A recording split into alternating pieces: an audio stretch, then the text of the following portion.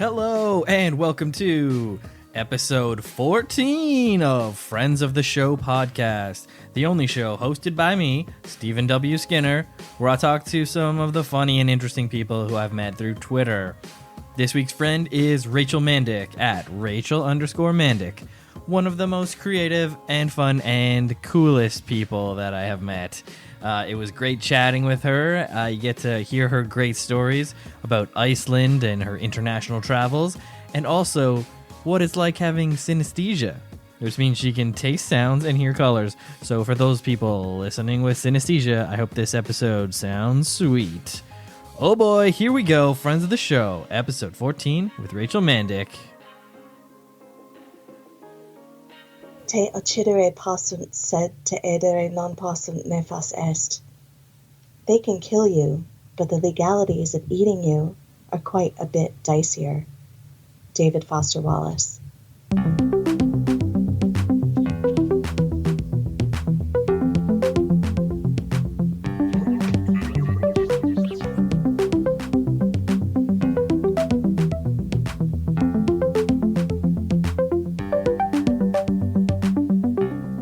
All right, well, welcome to the show, Friends of the Show podcast, episode 14 with Rachelle Mandik. Wait, why can't I say that right? Rachelle Mandik, everyone. Mandik. Thank you. Yeah, welcome to the show. You know, man and dick. It's pretty simple. You Mandik. In the email, you spelled it phonetically for me, and I still just couldn't. It's Rachelle Mandik. So, but I will refer to you as Ray, if that's all right. Yes, everyone can call me Ray. Anyone out there who wants to call me Ray. Call her Ray, everyone. So let's talk about the quote for a long time, because it is our first quote that is in Latin, first of all. First Awesome. DFW quote, David Foster Wallace, pretty learned and influential philosophy contemporary guy. That's all true. All true. I don't know much. I don't know much about him, I admit. Oh. Well, really, he was the greatest writer of my generation. I'm not sure. Are we in the same generation? I'm Generation X. So he was. Yeah, I'm on the cusp. Yeah. I'm technically on the cusp too, but really I can't claim to. I'm at the tail end of Generation X. So, but he definitely squarely was, and he sadly took his life a number of years ago. But he was our great shining hope in literature, and he wrote these gigantic, sprawling, incredible opuses, the most influential of which was Infinite Jest. And I read it the first time when I was in college. A friend of mine came barging into my room just out of nowhere. She throws this giant phone book type book at me. She's like, "You have to read this now." And already I was injured by it in a way. I was physically injured by this book, and then it would become, you know how like you get, I don't know if you're the kind of person who like will pick at a wound. Like if you get like a little scrape and it scabs over and you'll pick it. Sure. It's like, yeah. Well, it was like the kind of like the psychic equivalent of that. Like I read this book for the first time, and it changed me, but it also like wounded me in a way. So I've read it now 5 times. I just keep picking at it, and seeing that, seeing what's there still, what I've missed. There's always something new, but it's highly influential in my life, and it's funny, it's difficult, and that's what people complain about. Oh, it's long. Oh, it's difficult. There are so many big words. Just get over it. Get over it. Just read it, and you'll find that you understand these big words. If you want to go look them up in a dictionary, go do that, because it's very rewarding to find out what new words mean. But if you don't, it'll seep into you and become part of you. And it's really not hard to read this book. It's life-changing to read this book. So it's a Rachel recommends. Everyone go check it out. Infinite Jest, if you've heard of it. David Foster Wallace. Definitely, I'll think about checking it out. It seems like it's probably worth it. Everyone thinks about checking it out. I guess that's right. Yeah, you just have to do it. It's on everyone's to-read list, and so few people have actually read it. Or there are even more people who've made it halfway through. It's our generation's Gravity's Rainbow, I think, in a way like that. So, or Ulysses. A lot of people say, "Oh, I'm going to read Ulysses by James Joyce," and they get halfway through, and they're like, "I just can't anymore," for whatever reason. Well, it's crazy, those like huge books, like those tomes that are, people are daunting to read, right? And yeah, I guess sometimes you don't make it. Sometimes you don't make it through. But for this one, you got to persist, you got to stick with it, and you'll be a better person on the other side, right? Yeah, you'll definitely be, you'll be a different person on the other side. You'll be changed. You'll be somebody I want to know more right. on the other side. You'll be friends with Rachelle. Be friends with me, read this book, giant book. Yeah, and so we didn't touch on the fact, really, that it was Latin, but so great pronunciation, presumably. Presumably. Yeah. If there are any Latin scholars out there who want to, give me a hard time about my pronunciation, I can take it. That's fine. At Rachel Mandik _Mandik. Yeah, at Rachel _Mandik. So sure, give me a shout out and tell me my Latin sucks. Yeah, because I have no way of fact checking that, but it sounded good. It sounded legit coming when you read it. So there's that. Latin is one of those languages too. I mean, I don't know Latin very well. I did study it a little in school, but not enough to. I certainly didn't study conversational Latin. That's just something that some people pick up later in life, and I didn't. I've read a few books about conversational Latin, and there are some jokes or whatever that I haven't memorized. Don't ask me to tell a joke in Latin. I can't. Okay. But you know a little, and that's just the right amount, right? I know enough to be dangerous. I know enough to read this quote and sound like I did it properly. Yeah, I think so. I think you did it justice. Thank you. But the quote itself is really funny because it comes from, in the book there's a tennis academy called Enfield Tennis Academy, and a bunch of tennis prodigies go to this school. It's like a grade school through high school type intensive training, preparing everyone for like Olympic level competition. And this is their motto. Oh, okay. It's like, it's really funny when you think about heraldry or like, you see somebody's coat of arms and it has some really glib kind of cute Latin phrase on it. Like, oh, in wine is truth, in vino veritas, that kind of crap. Yeah, you got to keep it simple. Keep it flashy. But you get this big thing instead, and it's just really amusing because especially when you give the translation, it's like, well, why would you put that on it? Like, why would you put that on a coat of arms? Yeah, it is a bit interesting. I don't know. I wouldn't really get the team spirit going for me. Yeah. Well, no, tennis isn't a team sport, though. Well, it can be doubles. It's a highly individualized sport. I guess you're right. Yeah, I was thinking maybe doubles. Oh. Yeah, it can be a team sport. I don't know much about all I know about tennis, honestly, I've learned from Infinite Jest. That's all. Oh, wow. Yeah. It's your main source of info for a lot of stuff. Yeah. Sounds great. Well, thank you for providing us with our first David Foster Wallace quote. I'm sure many more to come, right? I hope it's not the last. Yeah. So that's how we know our guest is a learned person of knowledge, a person of letters joining us this week. So thank you for joining us, for taking a break from your scholarly pursuits. Oh, my God. So yeah. I just a little bit of background about our friendship. I was a big fan of your funny tweets for a long time, and then one day you followed me back, and we have a bunch of mutual friends. So it's great now. We're in some DM rooms, and it's great to know you. So very happy to have you on, and thank you again. Very happy to be here. Thank you for inviting me. This is a blast. Awesome. So I always ask people to bring some stories, and you sent the options. So, like in the Travis episode, Professor Hinckley. Like in the Travis episode. Remember the Travis episode, everyone, where he told 3 stories.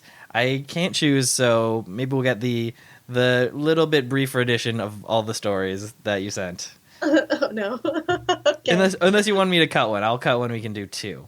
No, I mean, I just can't decide. All the titles are so good. All these, they're all interesting to you. Yeah, they all seem interesting.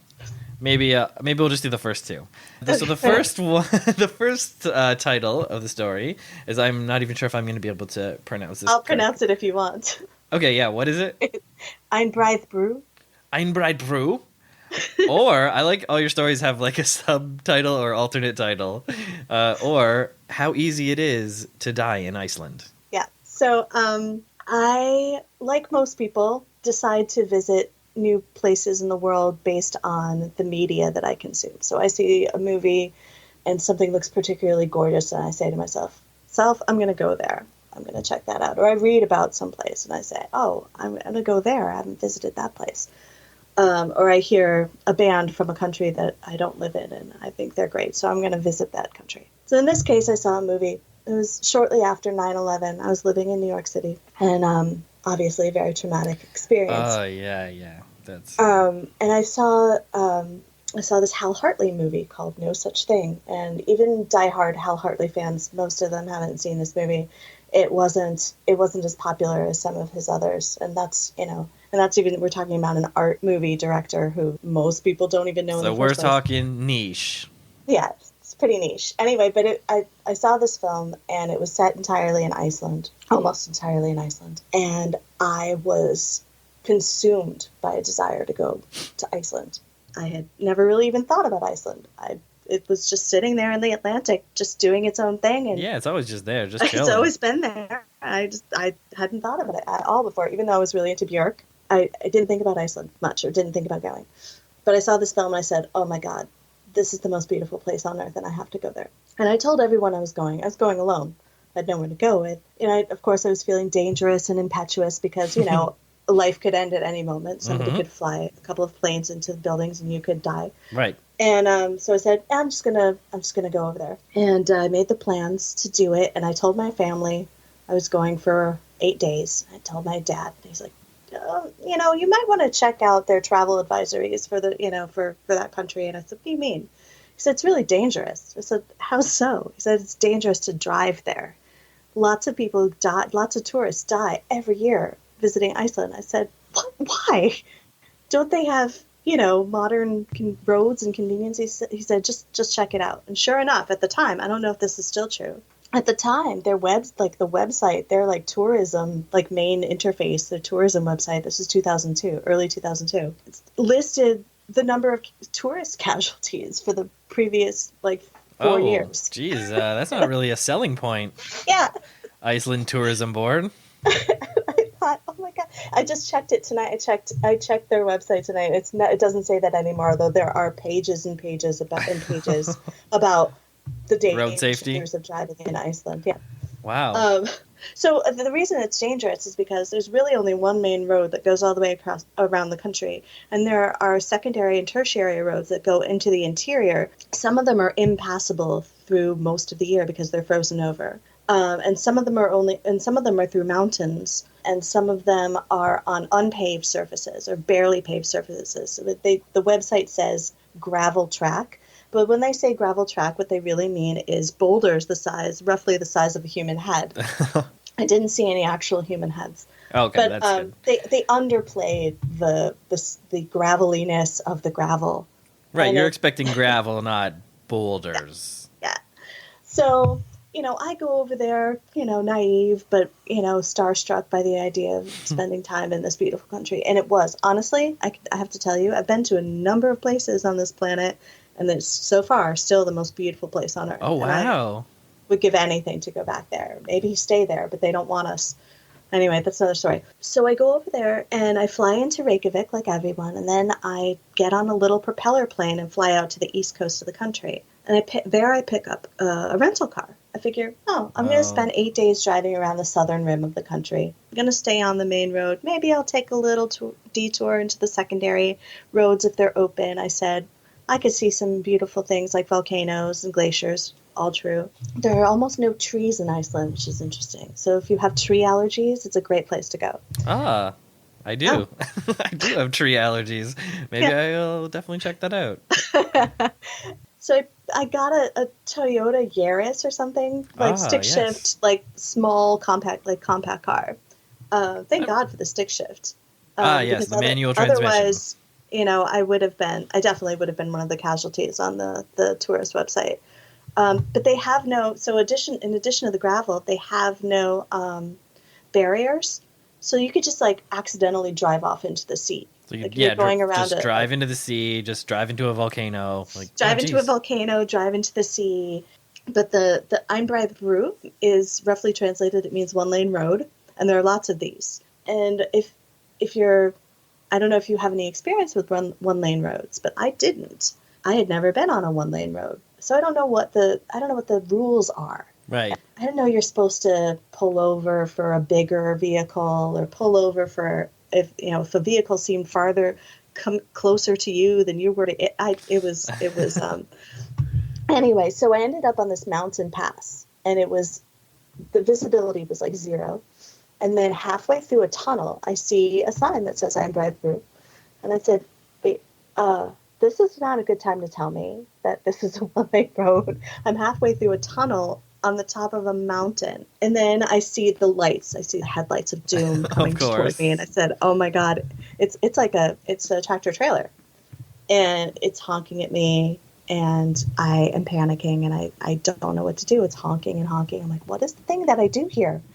It obviously thinks it has the right of way, so I'm going to go backwards, I guess, through this mountain pass. Oh, man. And hope I don't misjudge where the end of the... So, and I was crying. I was like, I'm by myself. Yeah. Stressful situation. I'm this little girl in a Toyota Yaris. I mean, no offense, Toyota, but like, oh my gosh. Somebody should have told me that I needed a four-wheel drive Jeep. Yes. So I didn't die. But and that wasn't the only experience that I had of almost dying. Like that was one of a few. Yeah, you're there for 8 days, right? You were saying? I So was that's there like for a lot days, of and driving.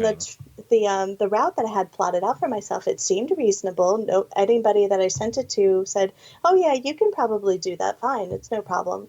But there were various, and nobody really. I didn't have a cell phone that worked at the time. I didn't think of getting they offered me a satellite phone for some like ungodly sum of money. Right. I said, what am I going to need that for? And then I realized that on one completely different mountain pass, where I did not think my car was going to make it, a satellite phone would have been really useful for calling in a helicopter or something to save my ass. Because so I highly recommend doing a lot of research about driving in Iceland before you go driving in Iceland, because it's really easy to die in Iceland. And if you're going to die somewhere, I guess you should die in the most beautiful place on earth. But yeah, that'd be the bright side. I'd prefer to keep everyone alive if possible. Yeah, well, a harrowing tale, but glad you made it out okay on the other side. Plus, you're probably a better driver for it, right? Obviously, you had some manual transmission experience driving a stick. I when I got home, I told my dad a million thank yous for teaching me how to drive manual transmission. That's what I learned. Yeah. Yep. So it was rough. It almost destroyed our father-daughter relationship. Right. Yeah, it's tough to find that balance between the clutch and the gas. Yeah. Oh, for so long, You're grinding right? the gears. You're grinding the gears. Can't you feel it? So thank you. Thanks, Mom, for teaching me. And I also got very frustrated. But then, obviously, it was well worth it to know how to drive manual transmission, and still know how to this day. Yeah, first gear, absolutely essential in Iceland. All right. So that was the key, right? Because you have to go slow up these crazy mountain passes. Oh, yeah. Yeah. Oof. In your Toyota Yaris. Yikes. Yeah. Well, yeah, I would the Yaris is a nice little car, but it's not. I would not recommend that you get one if you're. Yeah, or say more like a Land Rover, if possible. Yeah, Land Rover. Mm-hmm. In fact, in the movie, I thought back to the movie, and like that's all that anyone drove were Land Rovers. Of course, they knew how to do it in the movie. Yeah. Oh, well, I'm glad that you didn't die. So, next story is... the next story where I didn't die. The next story where you don't die, hopefully, is of stolen cameras and horse tranquilizers. The international language of barfing on the side of the road. So, great title again. So, this story takes place in Ireland. Okay. And I don't know if you've ever visited Ireland. Unfortunately, I have not gone there. Oh. When I was in the UK, I did not get to go there. So. Oh. Well, when I lived in the UK, I didn't go there either. I had to wait until much later when I decided, I want to go to Ireland. Yes, that's where I'm at now. So I had just been out on my second date with a man who would become my husband. Oh my, let's give him a shout out. Pete Mandik. Follow Pete Mandik on Twitter. Mandik. There we go. Yeah. So yeah, we just had our second date, and I was already falling for him really hard. And he said, I'd love to see you again. When can I see you? And I said, well, I'm going to Ireland for a couple weeks. I'm not sure when I'm going to be back. I thought, keep it mysterious, but I want to make a date for the exact day that I get back. Mm-hmm. Do that. So I was flying high on on all these ideas of how I just met the best guy, and this is going to be the one, and just silly girl fantasies. I was right, but it I was It's still fun, right? Yeah, you get to fantasize about old Petey Mandik. Why not? Well, his parents call him that. He hates it. Oh, sorry, Petey. So I went to Ireland, and my best girlfriend goes there every year. She loves Ireland. She's Irish, and she gave me some tips about where to visit and what to do. And she particularly recommended to me the little town of Doolin on the west coast. She said there's the best traditional music there. It's really it's really beautiful. On the west coast, you'll see all kinds of things. You can visit the Cliffs of Moher. You can, see where Father Ted was filmed. Oh, yes. Put that on the tour. Yeah. So I said, okay, I'll definitely put that on the agenda. So I spent a bunch of time in Dublin, and then I took lots of gorgeous photographs, and photography is a serious hobby for me. And I had just gotten a new digital camera, so I was taking what I thought were award-winning killer photographs. shots. It's probably a stretch. They probably weren't award-winning photographs, but they were pretty darn good photographs. And so by the time I made my way out to the West Coast by train, I was visiting Galway, and I went on all these little tours. And I went up to Doolin. It was not far from Galway, and I found myself in a pub with a bunch of locals. It seemed like a local. That's what I like to do when I travel. I try to find a place that's not too touristy. Yes. And so I was chatting it up with a bunch of locals, and they seemed like funny fellows, and I was the only woman, and I felt strong and capable and clever, and they were all giving me their 100% attention, and they all had the Irish gift of gab. I know it's a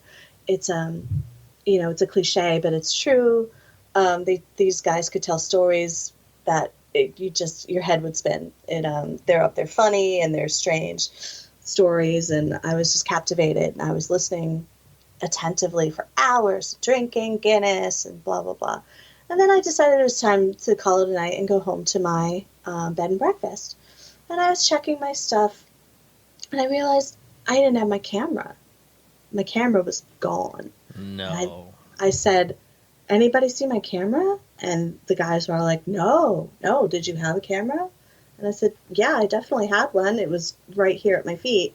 And they said, no, we didn't see it. So I went back I was freaking out because this thing cost me a fortune. Yeah. And there were all those photographs on it. More than the camera itself. It was all my memories were on this. This was toward the end of my trip. Mm-hmm. And so I went back to my bed and breakfast. I was sick. I was heart sick and freaking out. And the woman, the proprietress, said, I told her the story. I said I was hanging out with. She's like, who were you hanging out with last? And I said, what? Well, I told her the names of the guys that I was hanging out with, and she said, I think I know who took it. Sure, I do. And I said, what? Yeah, I know who took it. And I said, okay, well, who is it? And she told me it was Jerry. Oh, I knew it. And Jerry was, so I went back to the pub to see if I could find Jerry, and he wasn't there anymore. But this really handsome guy who I'd been talking to was there. And I said, do you know where I can find Jerry? And he said, yeah, I do. Why do you need him? I said, I think he took my camera. And he said, you know what? He probably did. He has this habit of taking stuff off of tourists. I'm like, okay. He said, come with me. I have to make a few stops. We're going to get in my car. I have to make a few stops, but we're going to find Jerry, and we're going to get your camera back. And I said, are you sure? And he said, yeah, I know how to handle it. And I said, well, where are we going? He said, well, I'm the local veterinarian. I have to administer some medication to these horses. And I said, what? Really? He said, yeah, let's go. And we hop in his car. It's a sports car. And Doolin is a lot like, the west coast of Ireland is a lot like Iceland. It's dangerous. There's lots of twisting, winding roads and steep drops and cliffs and beautiful, it's on the edge of the sea. And he's going super fast, and we go, and he said, I can't not go to do this horse thing first, because the guy who owns them. He's in the mob, and I would be in so much trouble if I didn't do exactly what he said. I said, what have I gotten myself into? This story has a what lot of have I facets gotten myself into? And so, and then we get to the place where the horses are, and he says, "Get out of the car. I need your help." I said, "Help with what?" He said, "I need you to hold the horse's head while I administer the shot in the leg." And of course. The horse, like, what if he bites me? I don't have any experience with horses. He's like, "No, this horse is pretty tame." I said, it's a chill horse. It's a chill horse that belongs to a mobster. And I said, "I thought you said it was a racehorse." He had told me it was a racehorse. I'm like, "It's a racehorse. It's not just some pony." And he said, "Just do it." And I said, "Okay, all right." So here I am holding this horse's head in Ireland, and I'm like, this is a metaphor for my life somehow. This guy's giving it a shot. and then I said, can we go now and find Jerry? And he said, "Yeah, get back in the car." And he goes zooming around, and I said, "We're not going back the way we came. I thought you said he was in town." And he said, "Yeah, I'm taking you on a scenic drive." And I was starting to get sick, and I said, "I need you to pull over." And so he said, "Don't worry about it. I know what I'm doing." I'm like, "No, I really need you to pull over." I'd had 6 Guinnesses, and I'm a real lightweight. Oh, wow. And so he pulled over, and I, of course, was puking my guts out. And he came over, nice guy that he is, and held my hair. Oh, yeah, classic gentleman move. And I thought, this guy's really sweet. Yeah. And he said, "Honestly, it would be best if you weren't with me when I confront him, because it could get ugly and violent." So he drove me back to my bed and breakfast, and we parted ways. And I told the proprietress the story at Quest, and she said, yeah. Forget about him. He's cute and everything, but I know how to get it back for you. And if I don't get it back for you in time for you to get it back to you before you leave, I'll send it to you in the States." And she did. Oh, she did? Yeah. That's amazing. She got my camera back, but the memory card was blank. No, that was half the battle. Yeah. Oh, no. Yeah. That is a downer ending to that story. But, in a way... But it had so much. I have so many memories, that... priceless pictures in my mind of a racehorse belonging to a mobster up close in the middle of the night. That, what do you need a camera for? What do you need photographs when you got a good story, but indelible memories. Would have been good to get those pics, though. Yeah. Well, it's a shame. It's a shame, but I guess, lesson learned. There was a lot of, questionable stuff. You went with this weird guy driving around. That's who I was then. I was the person who went with the weird guy. Yeah. I mean, hey, it's fine. There's a time and a place for that. You thought they were going to get your camera back. Why wouldn't you? No, when you're in your early 20s, you're invincible, and you get in the white van when somebody cute asks you to get in the white van, and you just hope. That's how it goes. Yeah, 50-50 chance on those ones. So just be careful is all I'm saying to the listeners. Right, to the listeners, don't get in the white van. Yeah. Okay, so now let's keep this podcast train moving, and we'll get into your tweets. So I've asked you to select 3 hilarious tweets of your own devising, and you have selected the following. The first tweet that you have selected is like this. I couldn't remember the term hazmat suit, so I called it a science burqa. Classic tweet from you. How did you come up with that little gem?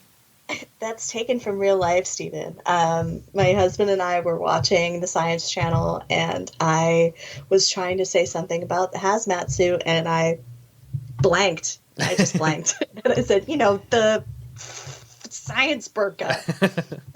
So that's the best ones when it comes from real life. Yeah, and he stopped me right there, and he said, "If you don't tweet that, there's a problem with you." He's got a good eye. He knows it, right? He's a good judge of what's funny. Very funny. Yeah. So that's great. So shout out to Pete again for making that one a tweet that we can all love. Science burqa. I hope that catches on. I hope that people in universities are using that. So, very cool. So the second tweet that we have here is, beware diet advice that recommends eating light, for that is most certainly the way you become a black hole. Because they consume light. Light. Even light itself cannot escape.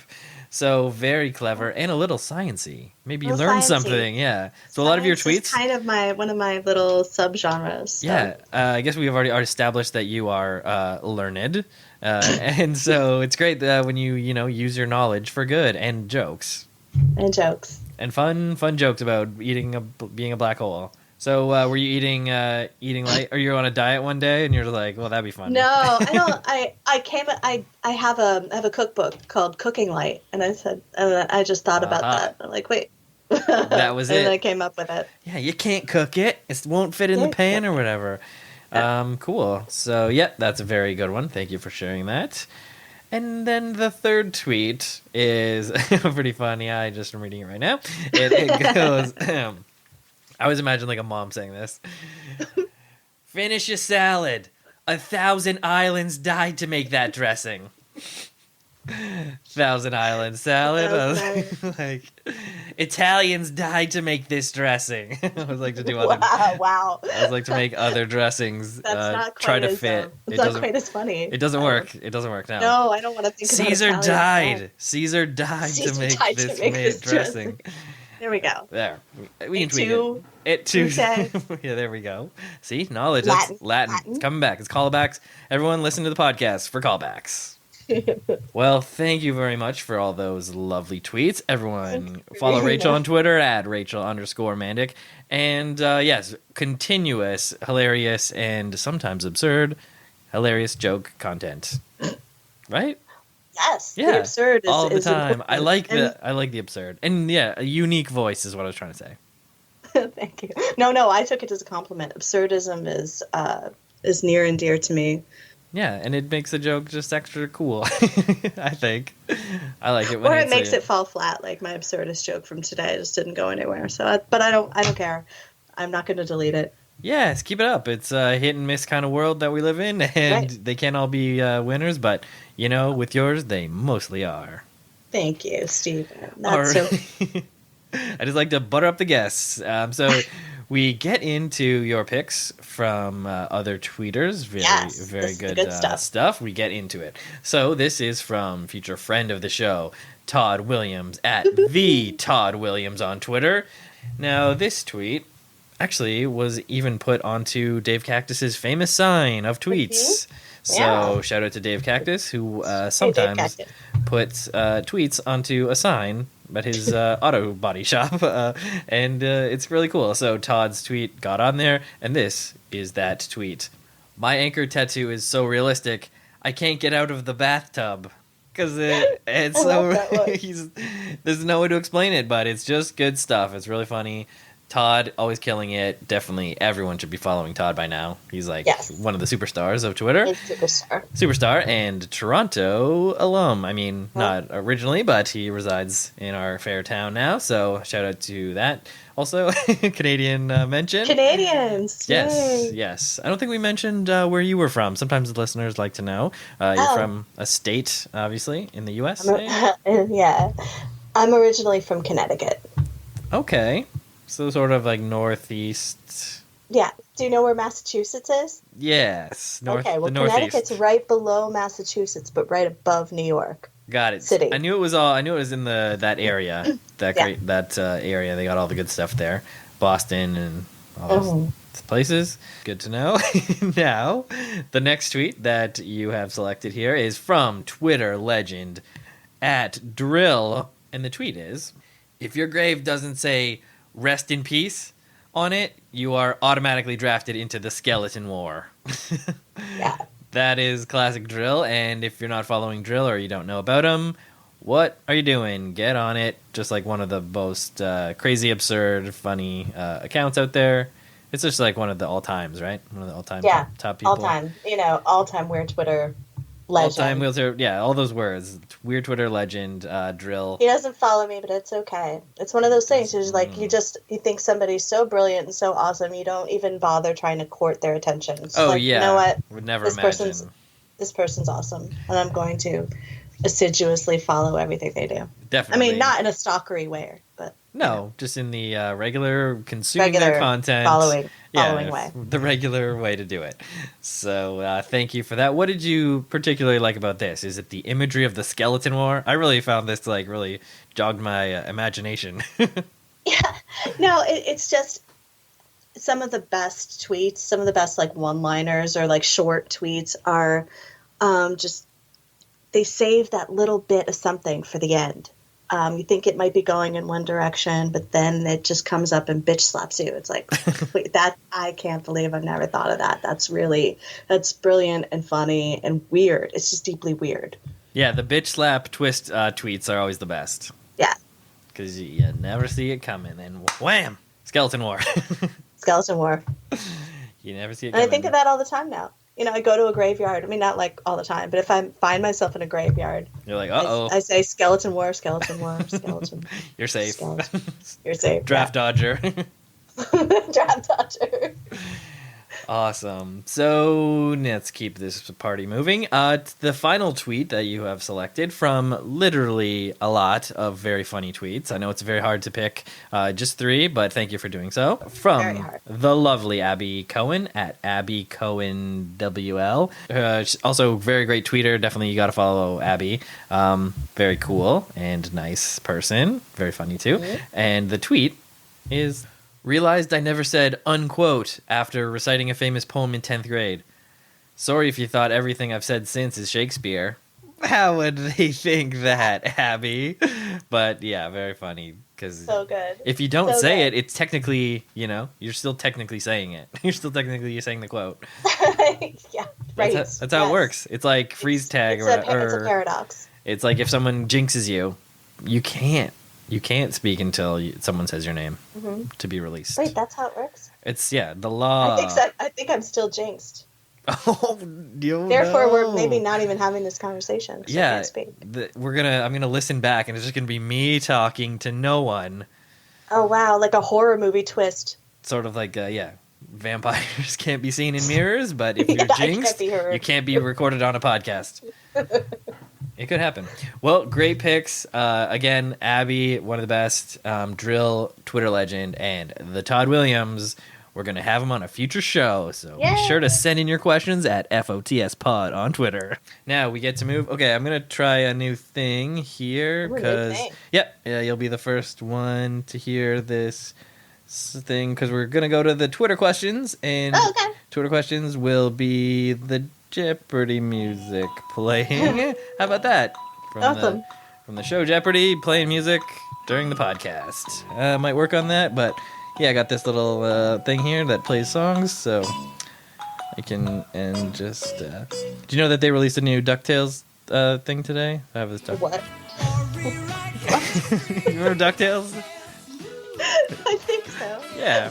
So they're doing a reboot of DuckTales. I am like slightly older than you. I think. I don't think I watched DuckTales. Yeah, Gen X is not lining up with my whatever. I was aware of DuckTales, but didn't consume DuckTales.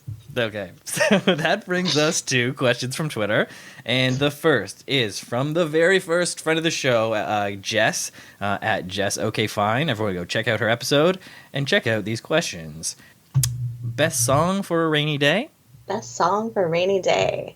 That would be Beethoven's Fifth Symphony, Second Movement. Ooh, yes, on the classical tip. Love it. I love that answer.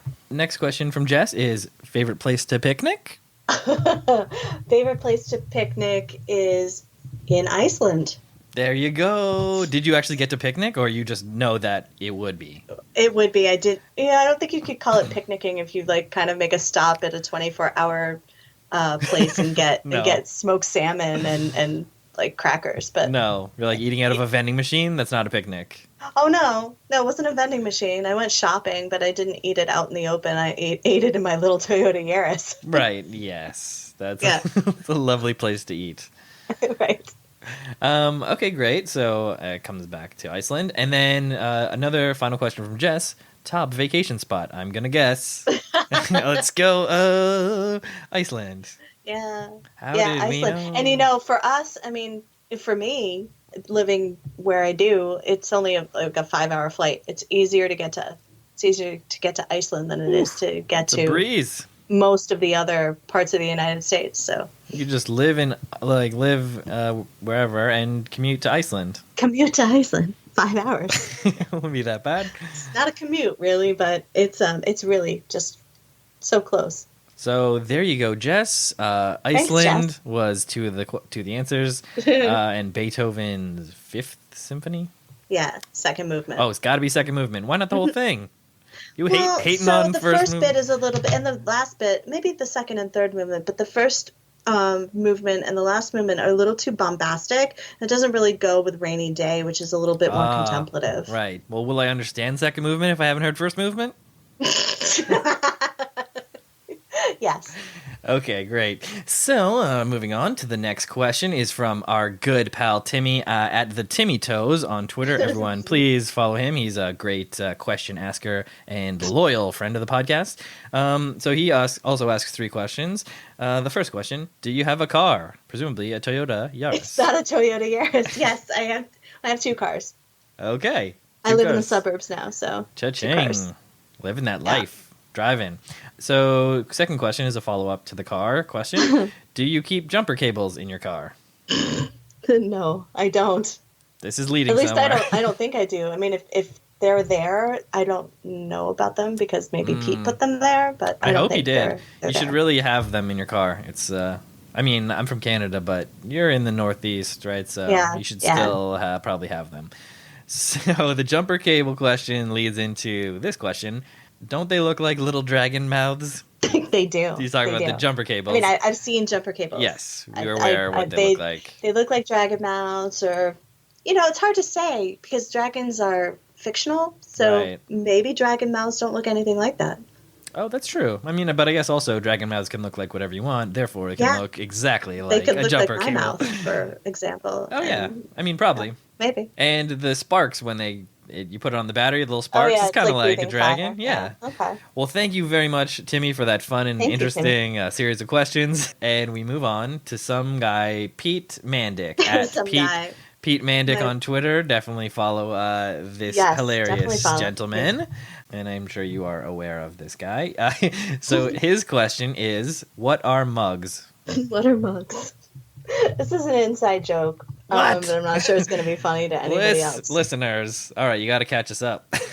But I'll just answer it. I'll answer it straight, and I'll say mugs are tall cylinders with handles, or they're tall bowls with handles. That might get me in trouble. Somebody has a brilliant tweet about mugs. Or it was something about it being muggy out, and somebody puts a bunch of mugs out. That's a classic gag, yeah. Do you know whose that is? I don't remember. I don't, but I think I've seen it done a few times. Anyway, so but just sometimes you get aphasic. You just don't remember what a word means. Yep. Like for example, science burqa. Got it. So a friend of mine bought me a couple mugs for my birthday, and I said, "Oh, I don't know what to put this hot chocolate in." And he said, "Well, why don't you get one of the mugs?" And I said, "What are mugs?" I could not, for the life of me, understand what he was saying. I'd never heard that word before. And then he just has made fun of me. This has been for years. This almost 11 years ago this happened, and then so what are mugs? Wow, yeah. What are mugs? What are they, though? It is hard to describe, kind of. What are mugs? Yeah. A ceramic beverage container. Cylinders with a handle attached. Yeah. Wow. Well, thank you for letting us in on that joke, and thank you, Pete, for asking that completely inside joke. I think those are funny. There was a funny inside joke on the Bex episode, too, so that only the person asking the question and Bex knew what was going on, but, it's fun for everybody. Fun for everyone. Okay, so next question comes from Tom Trombone.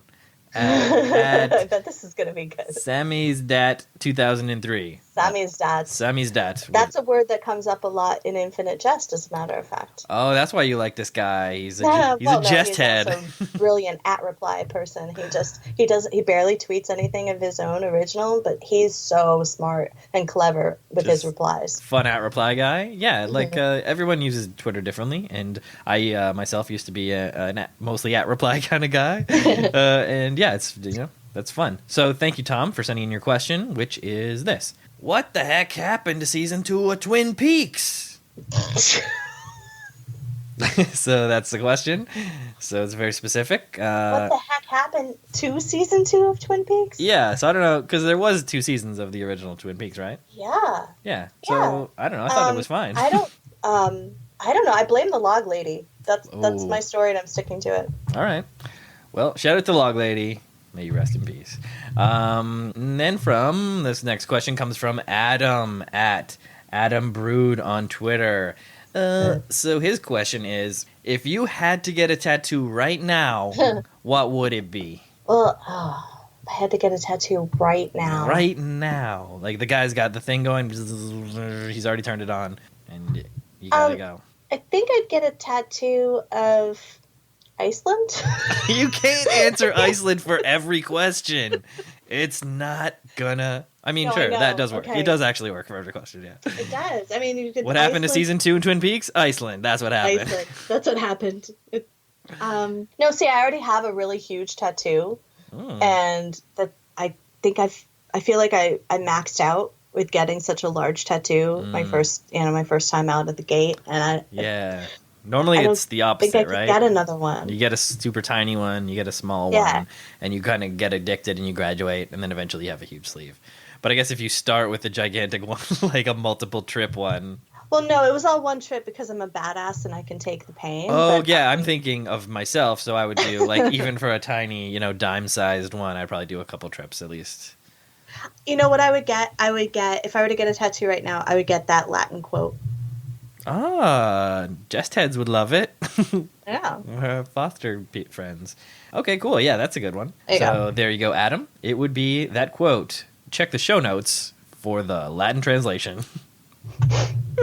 So next question comes from Mark McGark of Making Friends with Mark McGark at Markedly on Twitter. And be sure to follow at McGarkPod for the latest episodes.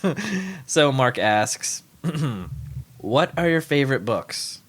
What are my favorite books? I'm going to say, Infinite Jest. Infinite Jest? All David Foster Wallace's books are my favorite books. No, I shouldn't say all of. I think Ulysses is one of my favorite books. I think the collected stories of Ernest Hemingway. I mean, that's not a book, but I really love short stories. So Ernest Hemingway, short stories by Donald Barthelme. That's one of my favorite books. 60 Stories by Donald Barthelme.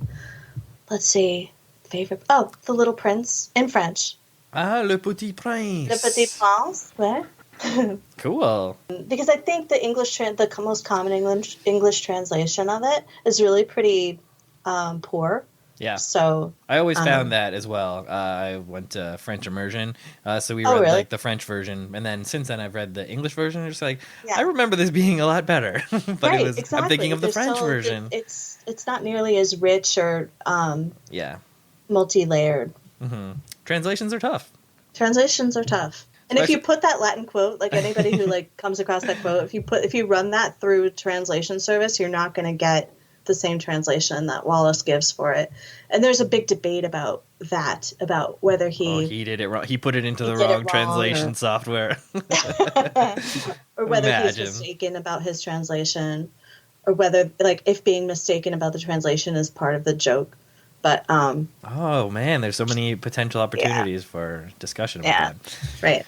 Okay, well, Mark asked another couple questions here. Second question: what kind of writing do you like to do? I don't write much anymore. I mean, except for Twitter. So really short writing. Yeah, short writing, that counts. Writing. No, short jokes. I used to write short stories a lot more frequently than I do now. I mean, really short stories like microfiction. And I guess that's my answer. Short. Yeah, things. Short now. Short stories.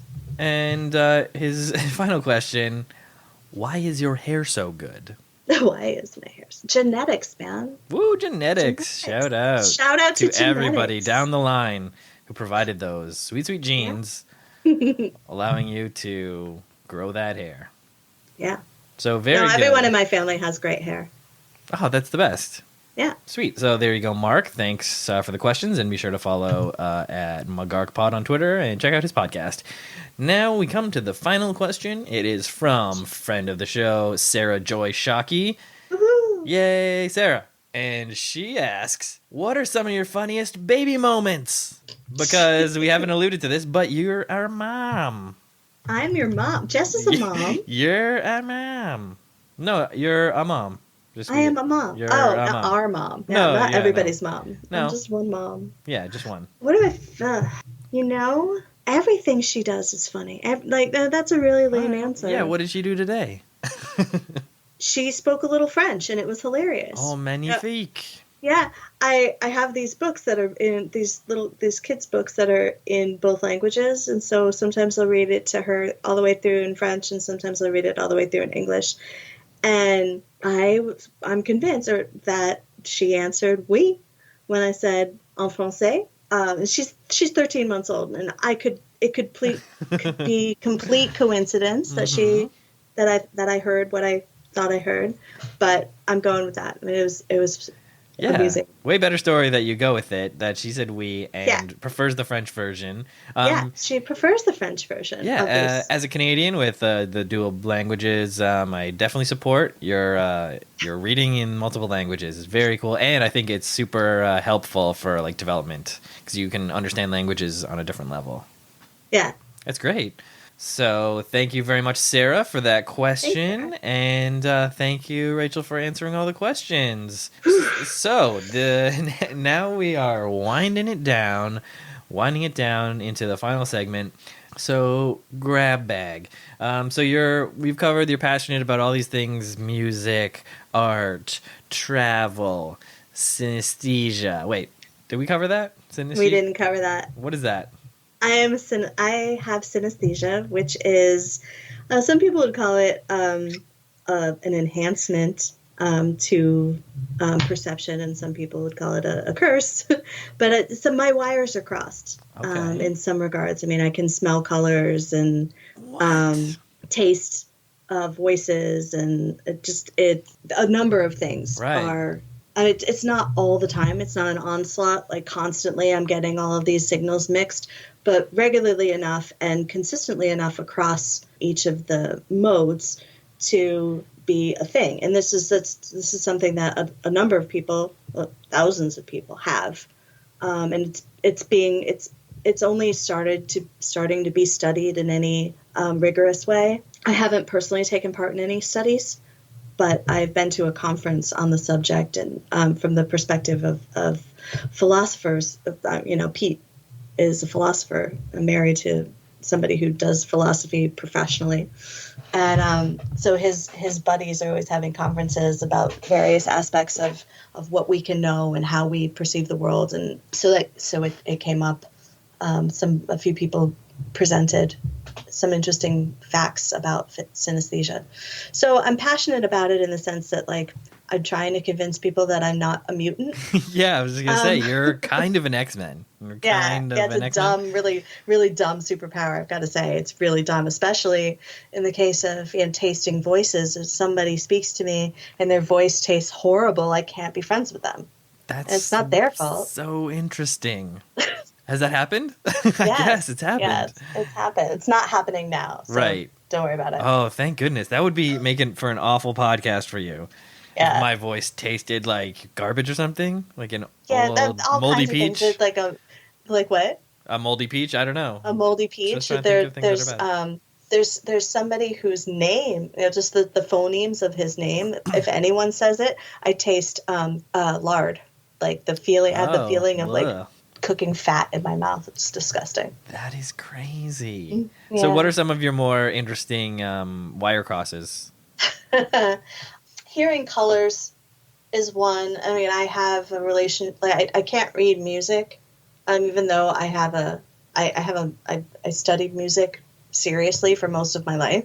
I can't read music. I have very well developed ear. Play by ear. And that's because when I hear music, I hear a very distinct set of colors, and vice versa. When I see a color, I hear a tone. Okay. So that's how I learned to. So you could play a painting.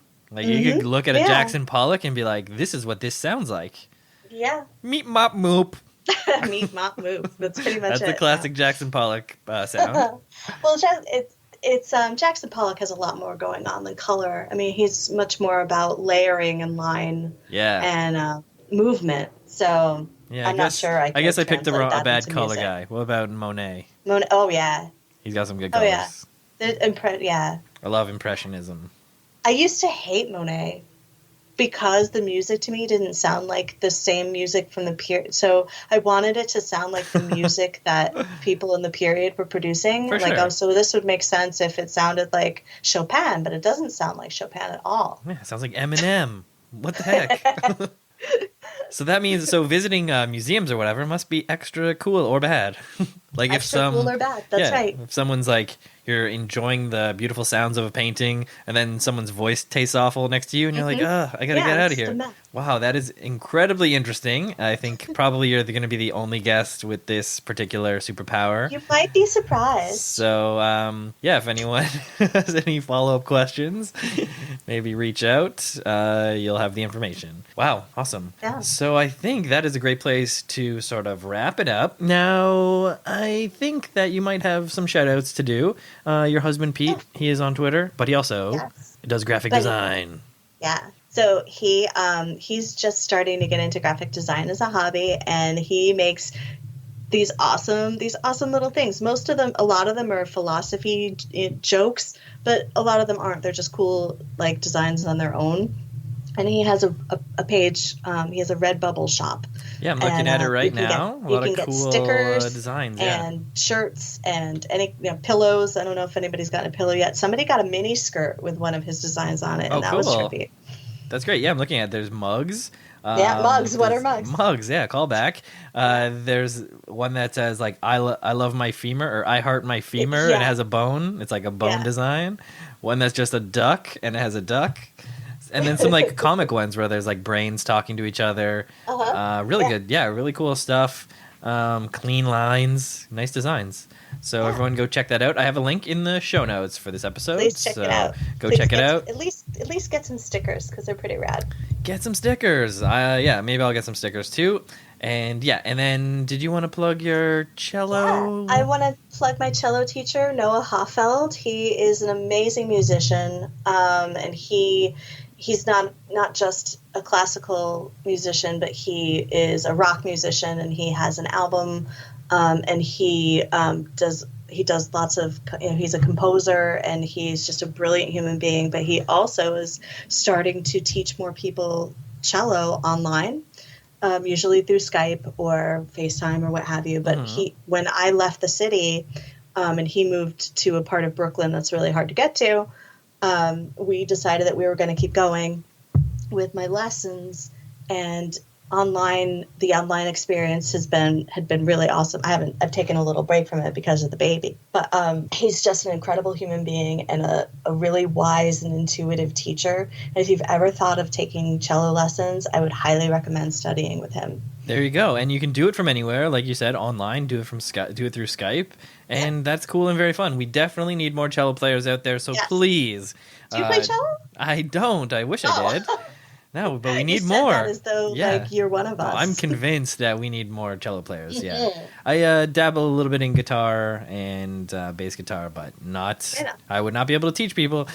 so I have a link to that in the show notes. I think it's onlinecello.com. Onlinecello.com. Onlinecello.com. So that's it. Thank you very much, Rachel. And now we play the outro song and say goodbye to everyone. So thank you for listening. Thank you for having me. Oh, thank you for joining us. It was great. So many cool podcast stories. And that tasting sounds, that's nuts. I'm tasting them right now. Awesome. Thanks. Well, that's it. What a wild ride. I hope you enjoyed this week's episode with Rachel. If you did, please leave us a review on Apple Podcasts or send us a note on Twitter at FOTS And don't forget to send a question for future guests. Next week's friend of the show is Sarah Henry at Catstronomical on Twitter. One of the great question askers will finally answer some questions. A former podcaster, Sarah has a great voice and is incredibly knowledgeable, so you might even learn a thing or two by listening. Please visit StephenWSkinner.com for all the episodes and follow at SkinnerSteven because I'm trying to get more Twitter followers. Thank you so much for listening. Have a great one.